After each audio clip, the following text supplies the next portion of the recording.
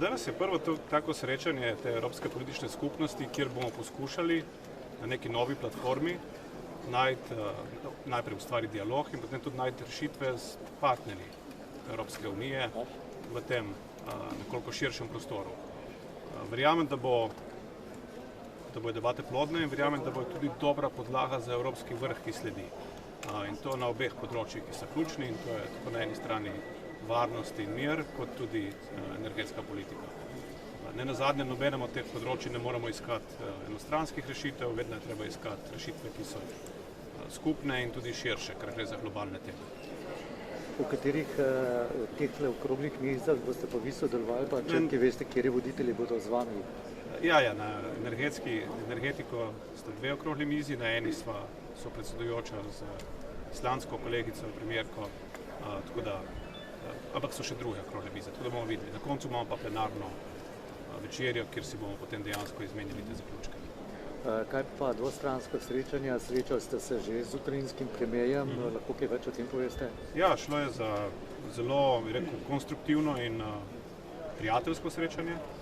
Mislim, da obstaja na obeh straneh zavedanje o tem, da smo na nek način zavezniki v sedanji situaciji, da ne obstaja nobena točka, na kateri bi bila odprti ne samo spori, odprto nerazumevanje.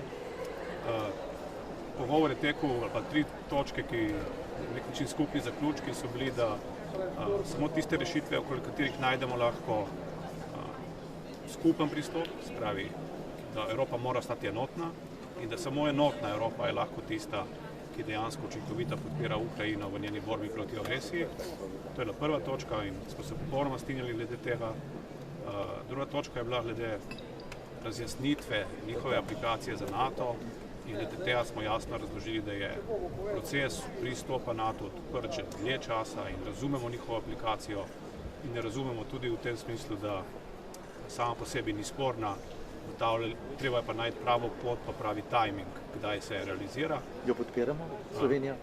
Slovenija že dlje časa podpira približevanje, kot rečeno, zdaj je treba pa najti pravo pot in ta pot mora biti enotno podprta strani vseh zaveznikov in ravno v to smer mislim, da bo šli tudi razgovori v naslednjih par dnevih.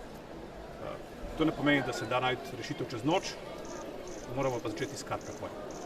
In tretja stvar, ki se pa zdi še meni še v tem trenutku najbolj pomembna in tudi najbolj ažurna, je pa, da se svet mogoče danes bliža neki točki preloma, trenutku preloma na diplomatskem nivoju. Ravno ta priključitev teh zasedenih ozemelj Rusiji je mogoče tista točka, na kateri bodo tudi nekatere države, ki smo zdaj nevtralne ali pa celo simpatizirale z Rusijo, bojo mogoče uvidele, da se s tem nepovratno spreminja ustroj mednarodne skupnosti na način, ki si ga nihče na svetu ne želi. In ta točka se mi zdi najbolj pomembna in da je ravno diplomatski napori v smeri razjasnitve in tudi jasne obsodbe celotnega sveta takemu početju, da je to tisto, kar bomo dati res maksimalno poudarek v naslednjih dneh. Mogoče to pričakujete, da bo danes tudi sporočilo tega današnjega vrha? To bomo videli. To bo jasno kasneje, ne nazadnje imamo pravka z velikim številom držav, ki ima vsake svoje poglede, tako da ne bi hotel prejudicirati, ampak iskali bomo pa enotnost. Što mislite o ograničenju cijene plina i što ćete učiniti za slovensko gospodarstvo? No, mi na tem delamo že dlje časa, smo tudi najavili ukrepe nekje v višini 5 milijard evrov z namenom ne samo plina, tudi električne energije.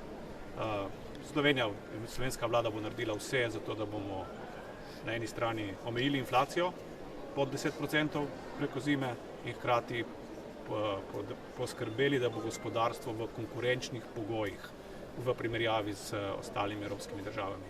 Spravi, bomo podprli, izdatno bomo podprli naše gospodarstvo.